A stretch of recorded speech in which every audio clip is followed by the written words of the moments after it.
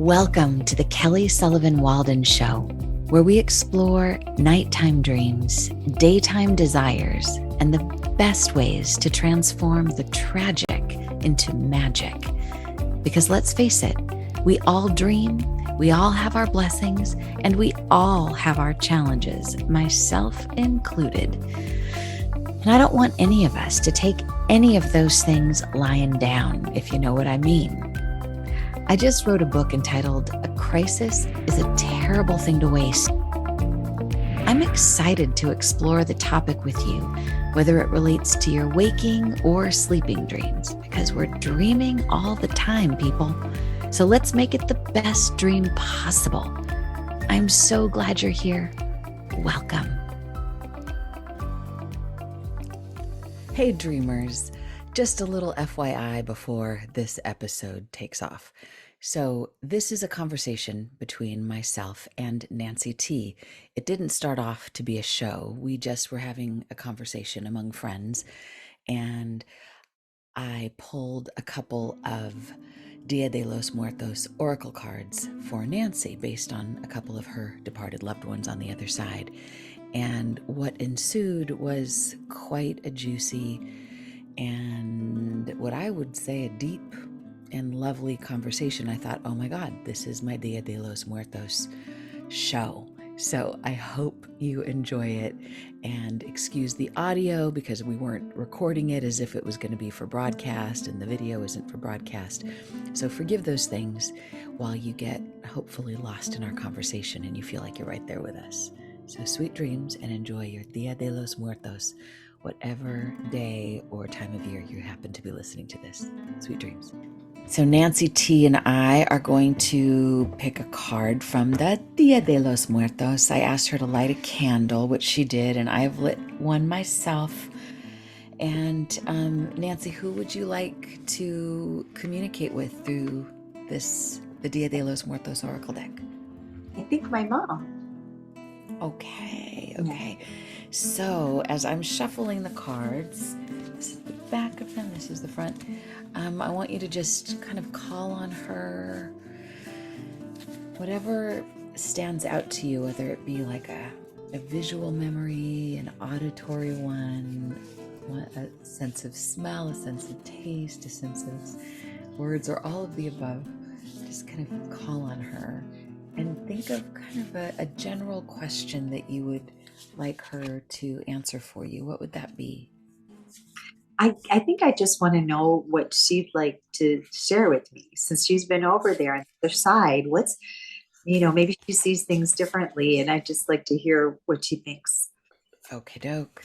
All right, so I'm just going to do like a sloppy shuffle so I see which card falls out of the deck, and we'll see. Oh, okay. There we go. There you go. There's one that hit the ground and one that hit my lap. Which one would you rather have? The one on the ground or the one on the ground? Yeah. Okay, if I can lift it up. Woo! Oh, okay. La Llorona. Oh. This is the weeping woman. Yeah. Okay, so I am going to read it what it says. So in the guidebook, each card has its own messages. This is card 23. So let me see what it says for you. Here it is. Okay.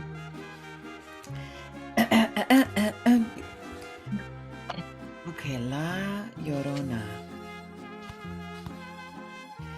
So it says, embrace all of you. Llorona, this is the little quote, says, Llorona dressed in light blue. And even if it costs my life, Llorona, I won't stop loving you. And even if it costs my life, Llorona, I won't stop loving you. So this is from the Mexican folk song translated by Musene. So the message says, in choosing this card, you are being guided to experience all your feelings. It may be challenging to access your deep grief, despair, anger, and rage for fear that your sorrow will swallow you whole. But let me assure you, it won't. Alternatively, your feelings might be quivering so close to the surface that they seem to make it difficult to function in the world. As intense as your emotions may feel, they have a beginning, middle, and end if you let them. All your emotions are worthy and they deserve respect, time, and a place to be expressed. Allow yourself to vent and move the energy through as responsibly and thoroughly as possible in a way that doesn't injure you or anyone else. Know that the quickest route from hell to heaven is to swim across the lake of your grief. Drop to your knees as you call on celestial support.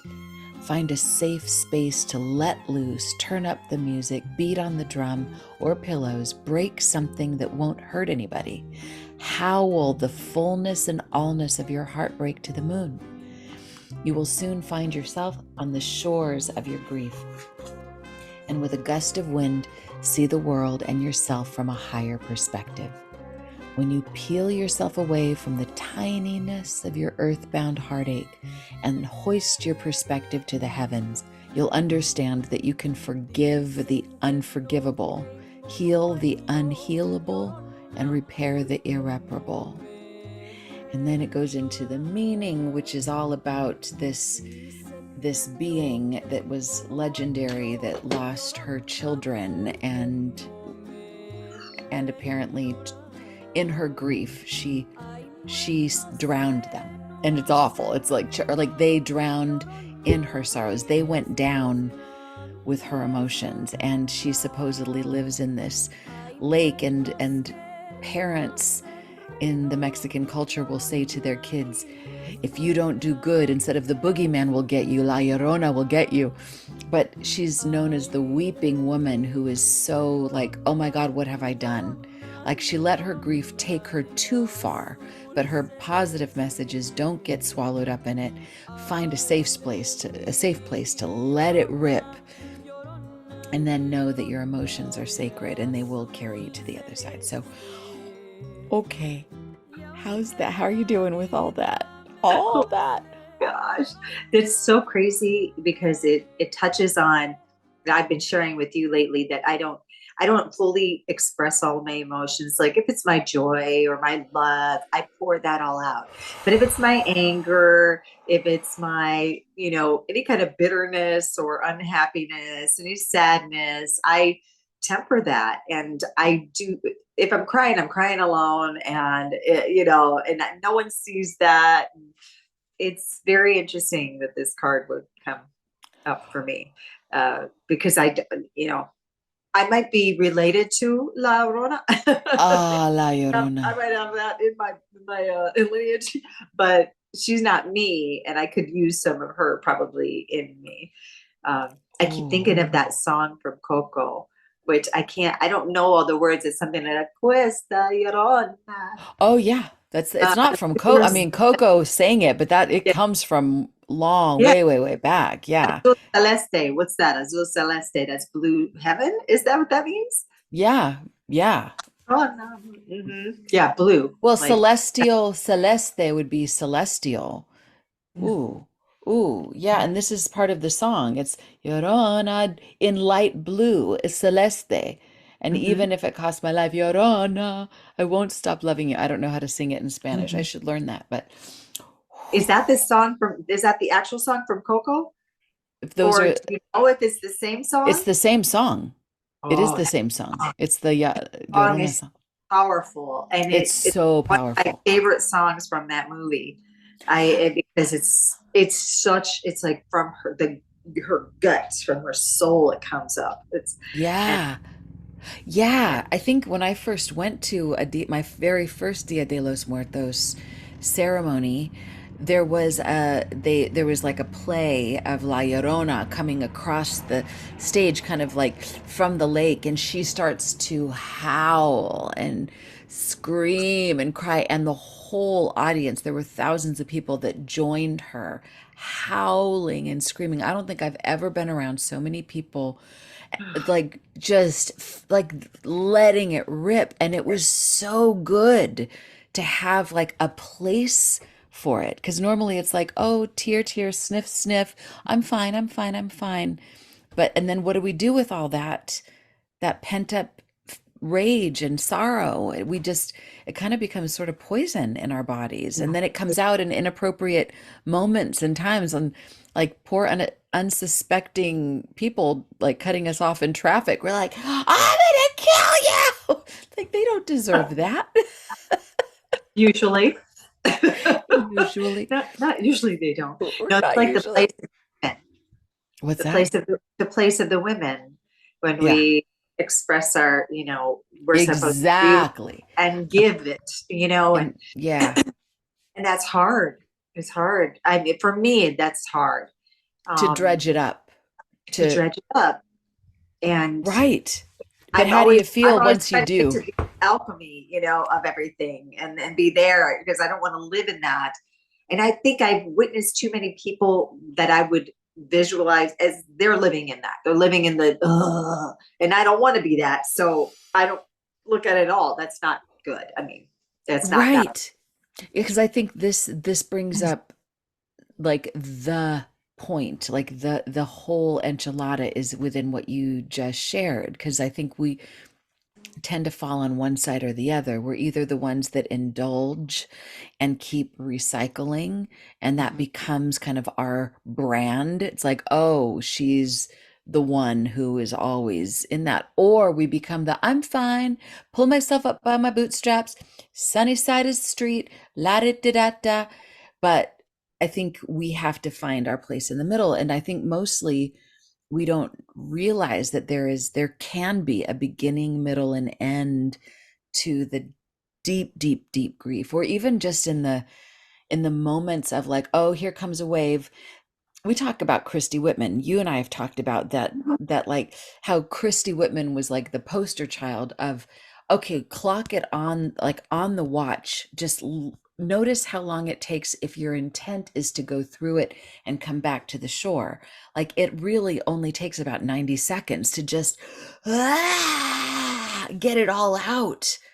And then less than 2 minutes later, we're like, okay, now what can I do with this? Now what can I do?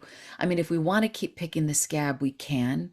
And if we want to suppress it, we can. But there's that middle place that I think is really this is what I think Llorona, La Llorona would say to us is like, find that Yeah. middle place. Don't do what Yeah. I did. Like, get your grief out, but don't drown in it. And Right. don't pretend it's not there either. Yeah. And I think I know for the longest time I felt like if I can cope, then I'm strong. And so then Yeah. there's this little part of judgment of if you're always indulgent in that, then that makes you weak. And I have to get to where I see that there's strength in that vulnerability. And I mean, it takes the most strength. I was telling this to the boys the other day. They both were telling me something and they were contradictory. And I said, someone is lying to me. Who's lying to me? And I said, it's very, if you lie to me, Oh, that breaks my heart. But I said, it's a lot more brave to be truthful and tell me the truth. And Cooper told the truth. And I said, I am so proud of you. It takes a oh, lot that's more so strength, good. so much more Yes. strength to be truthful, especially when you think you might get in trouble. And I said, and I'm just going to honor you for being honest. And so there was strength in that vulnerability. And I could learn my own lesson, is what I'm saying.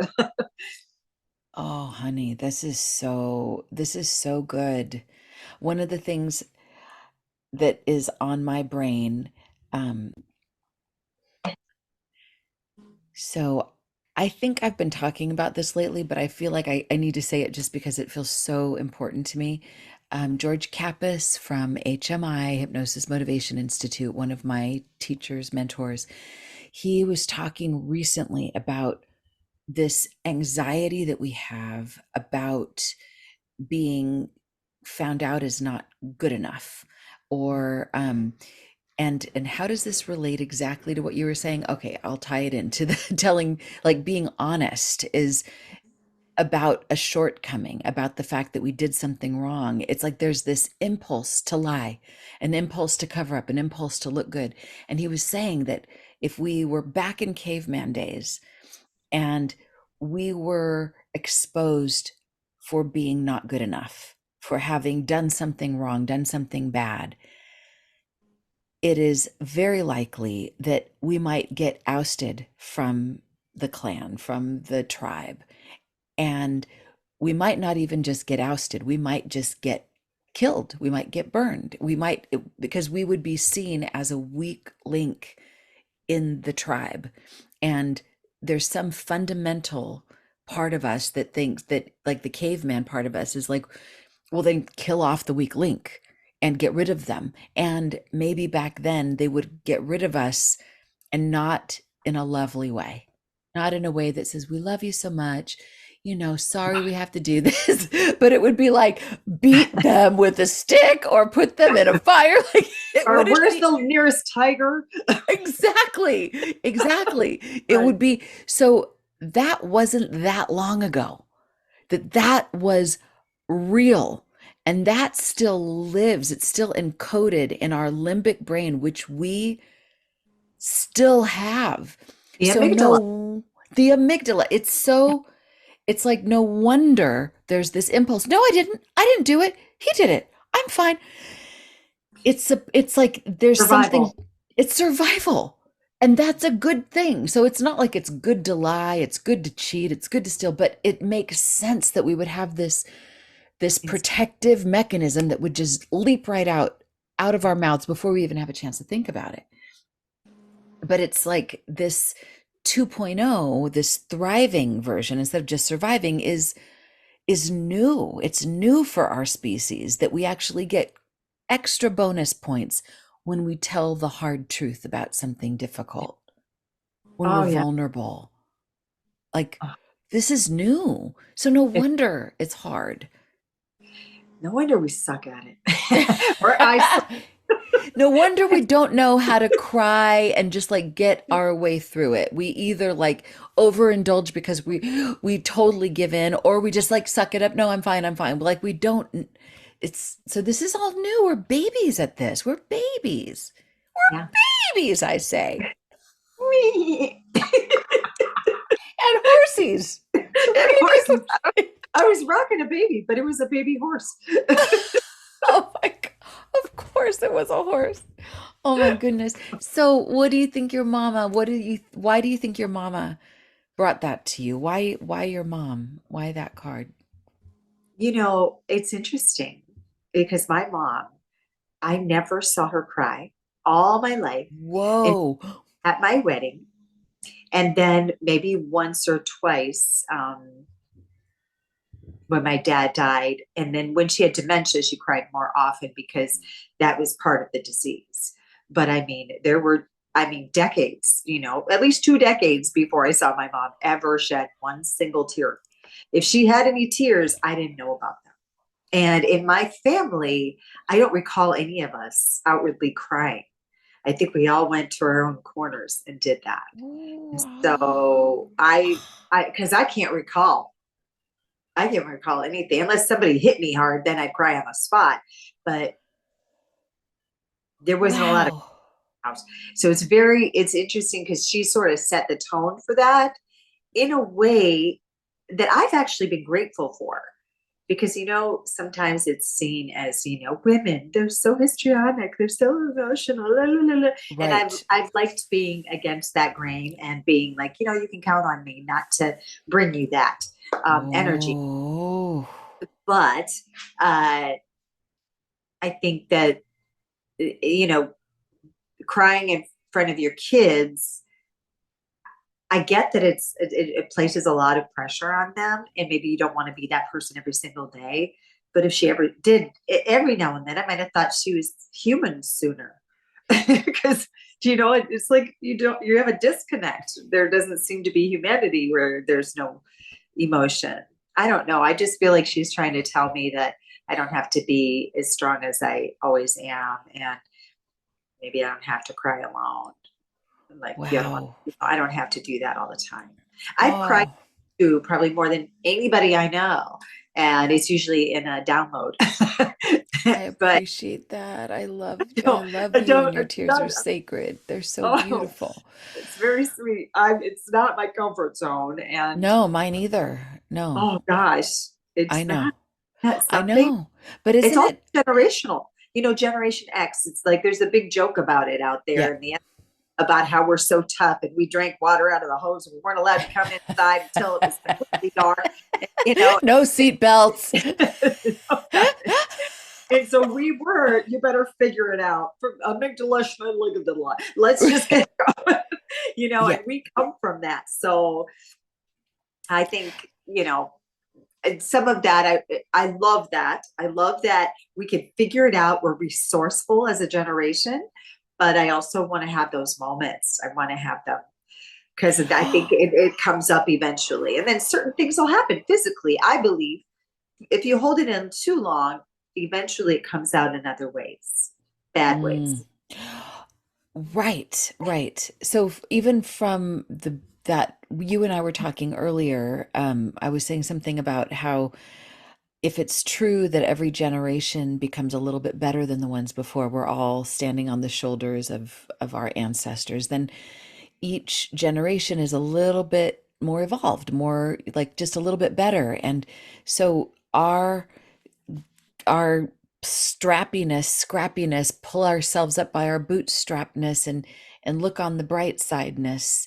That's all very evolutionary, but it may not be the top of the mountain. Maybe the next step up is that we're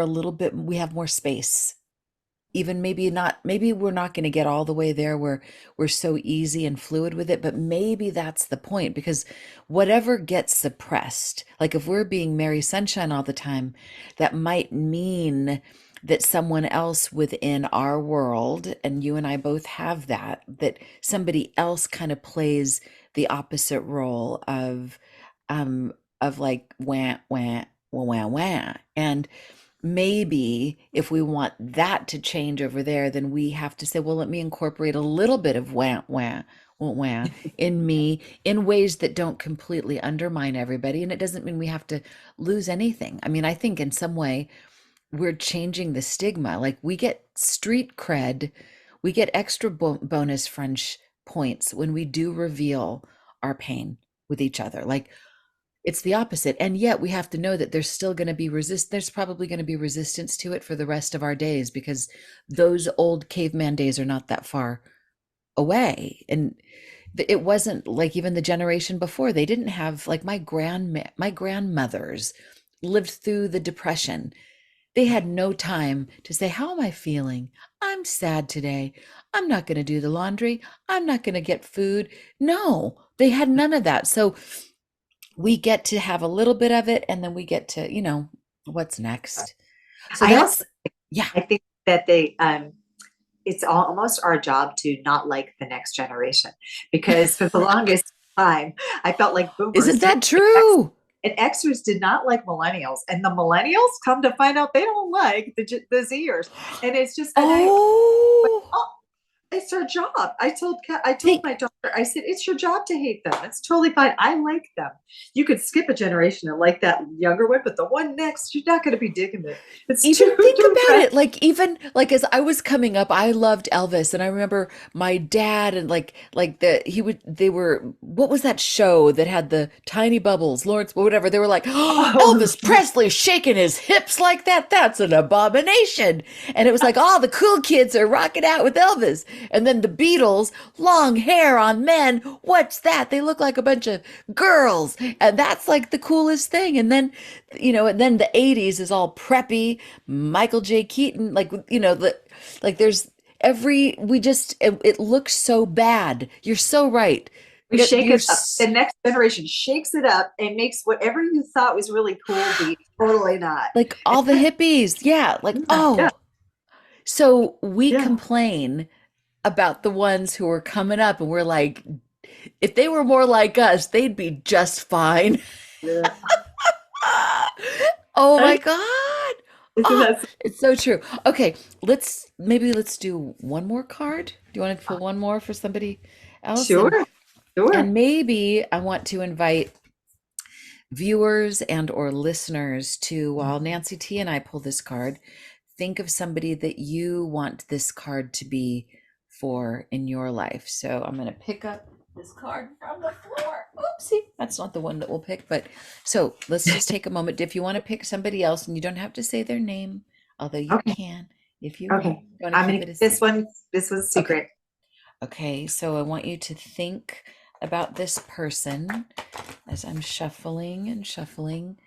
So this is for you too, my dreamy viewers and or listeners. Think about somebody you love that you miss that's on the other side.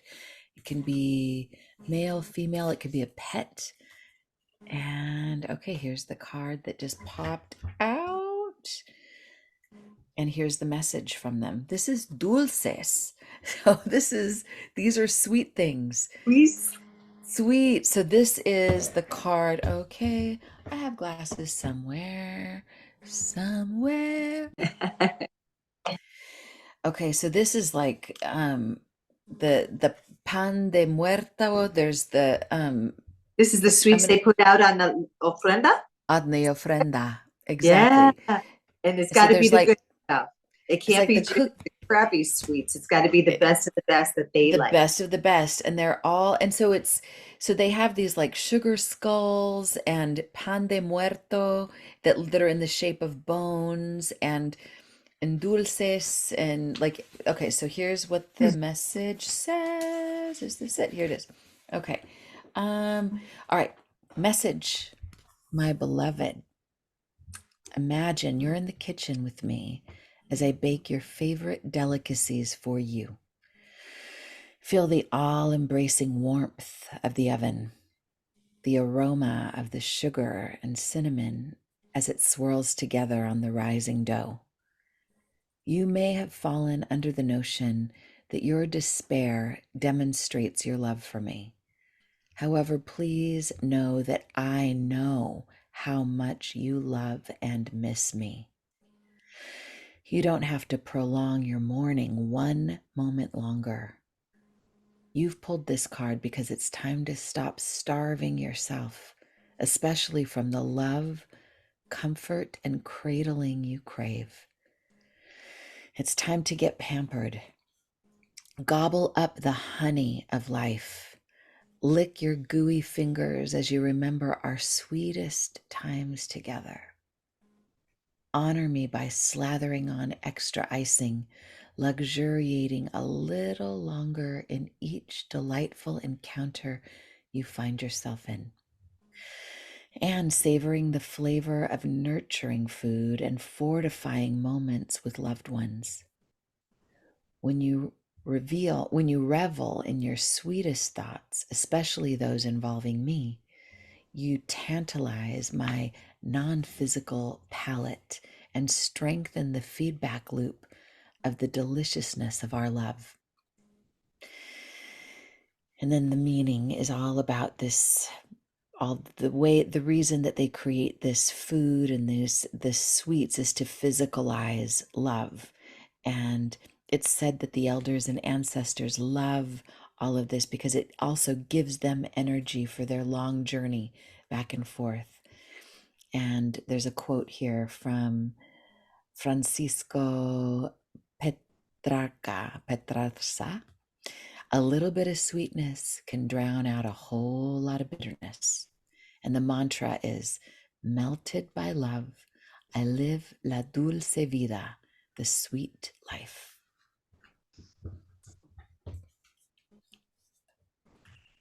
That's a good one. That's a good one. That's pretty perfect. Yeah. Yeah. I Yeah. had a dream about this person that I was thinking of. And in the dream, they were in the kitchen. What? Yeah. So it was the No.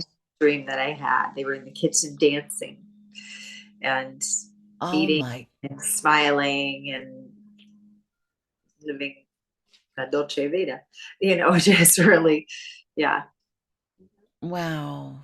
it's That very, and we is. did share sweets, You cannoli. did? Yeah, we Cannoli. Yeah. Holy I think I'm gonna have to cannoli. get some tomorrow. Just as a There you little, go. yeah. Yes. Yes. Holy cannoli. Yeah. Oh, that is so good. Oh, I love that. And Yeah. does it does it feel like in some way the ache of missing these people or this person, it's like an invitation to, it's not an invitation to just get used to living with the ache. I think it's about following where the ache takes us so that we find a more, like we find a way to fill that chasm that is maybe on the non-physical level. Like sometimes this missing can propel us to become more attuned spiritually. I mean, you really started your journey into becoming a healer. I mean, in many ways, I could say, from my perspective, as a result of having lost some significant people, instead of becoming bitter, you've become better spiritually, more like, okay, I have to find a way to attune to their love so that I'm not left bereft, so to speak. Does that Yeah. make sense? It does. It does. And I always think of, when we die or when we're on our deathbed, we could be 195.8 ounces. And after you pass, Oh, 190, 0.2 ounces. And that little bit, that's the part that never dies. And so that's just what I choose to connect with, because I know that there's a part that is right here, right next to me, all my loved ones right here. As much as I imagine them, they're right there. And I've been trying to do that, just connect with them in that way, so that I never have to say goodbye. I don't have to say, right, "It's done, we're done here." I don't think that. But this card right. started off with "my beloved," and that is a term that was used. So it felt like it was written for me. I am so glad. I am so glad. Well, as we wrap up this, didn't necessarily start this because I really didn't even know this was going to become my show for this week. But it just was starting to feel like such a juicy conversation. Literally, it Yeah. started off as let's just jump on for a minute. And yeah, yeah, right. But I want to just say a little bit about what Dia de los Muertos is and where it came from, and a little bit that I know about it. I'll just say that as by contrast, Halloween, Nancy, I'm sure this was true for you. It was only about trick or treat. It was only about dressing Yeah. up as a superhero or a goblin or a princess and getting all the candy possible.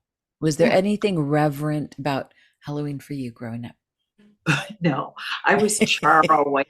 I was Charo. Do you know what I mean? I feel like that answers. I don't have to say anything else. I was Charo. Oh my God. Oh my God. That is hilarious. Okay, one year my aunt was so excited to dress me up as a geisha girl. And I was so sad because my best friend Christine was dressed up like Miss California. She literally wore a leotard and had like her hair all boofed up and makeup on. And I was like, what, in fifth grade, so 10. And I had my aunt painted my face all white with teeny little lips like, and a big old bouffant. Like, and I felt like, and I couldn't even walk like this dress that I had to walk and be. Anyway, that was. I love geishas. To all the geishas, I love you. But as a little 10-year-old girl, I wanted to be Miss California instead, or Superwoman, or a witch or something. But anyway, so years ago, I had to just get that. Excuse me. Is your aunt still alive? No, my Aunt Peggy's on the other side, so I love you, Aunt Peggy. She just came through. She just came through and she was doing it. She Remember? was, you know what? The cutest geisha, she was saying. That is so funny because she was really into dolls, like painting. Like she was like a doll maker. So she made Yeah. me into a geisha doll. That's kind Oh, of the deepest, most loving thing she could have done. She made you into a doll. a Now you living feel doll. that because because I just was look at like, what Kabuki made. It was like, oh, thank you. That I'm so glad I said that. It makes me feel like another wave of love. But I want to say, oh, Halloween was always that until my what? sister Amber invited my whole family. She kind of insisted that we all go to a Dia de los Muertos ceremony at the Hollywood Forever Cemetery, which is where I'm about to go When was in. that? What year was that? How old were you? Ooh, that was Yeah. before, was that before Teotihuacan? That was right around the first time I ever went to, I went to Teo right after that. Wow. So that was ooh, 15 years Oh ago. my gosh. I Yeah. didn't know about it that long. I mean, I'm fairly new to the concept.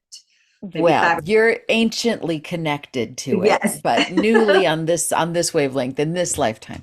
But Yeah. when I went, I spent the whole day just sobbing and laughing and sobbing and laughing and seeing what I just have to say it was like a pageantry of opposites, sorrow and ridiculousness, like singing and dancing and eating and weeping and honoring. It was like, how are these things all together? And like I talked about earlier, like the La Llorona, that was part of that ceremony. And I was weeping, and it was but it was a celebration of Was the it just you or your family, or were there others? Oh no, there were so many. There were thousands of people, Oh thousands of people. gosh. And it was somber and festive at the same time. Like my brain couldn't handle it, so my brain had to just explode. And And now I you're don't think it. there. You're going What? there now. You're I'm going there going now. there literally, I'll be leaving in about a half an hour All right. So from this very moment. I am just taking take you me with with you. me. I Yes. am taking you with me. And if anybody is listening to this or watching this outside of real time, just know that I always think Dia de los Muertos is not just just around Halloween. It's not just November 1st and 2nd.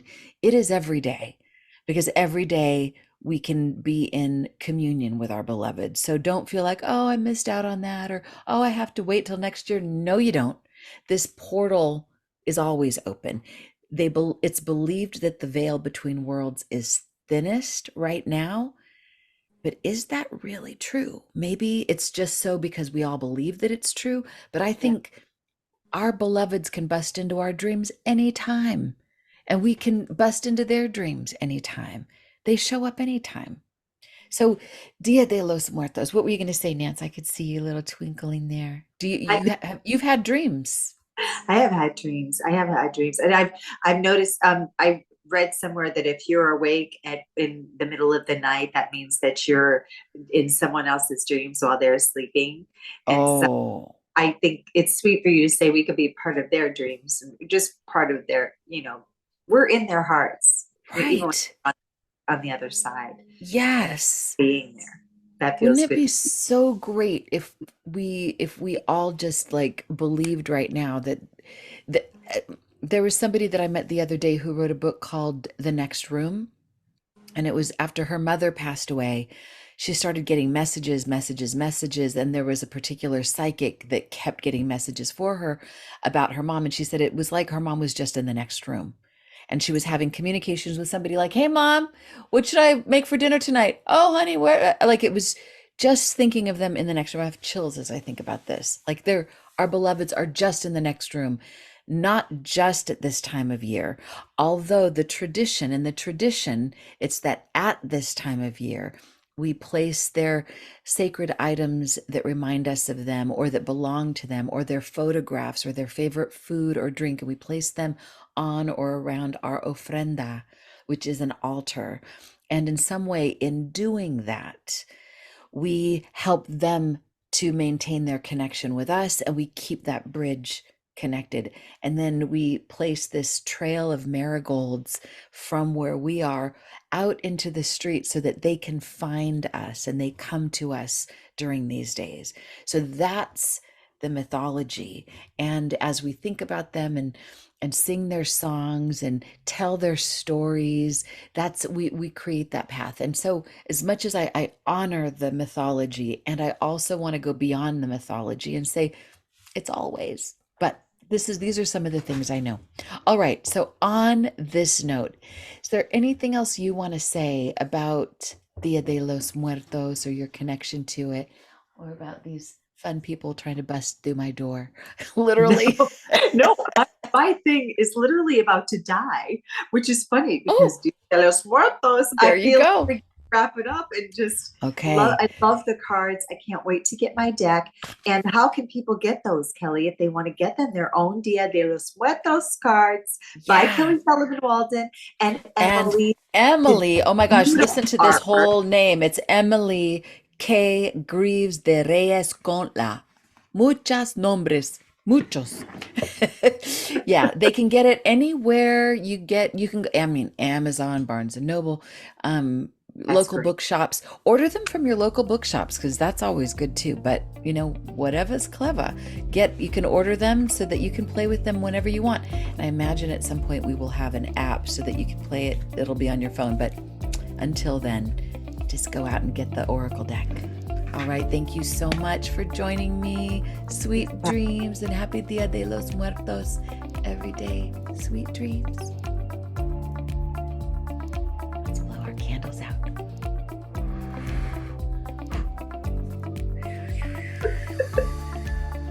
Mwah. So it is. Thank you for listening to the Kelly Sullivan Walden Show. If you enjoyed this episode, take a moment to like, subscribe, comment, and share it with your friends. My show can be found on Apple iTunes, YouTube, Google Play, Spotify, and wherever you get your podcasts.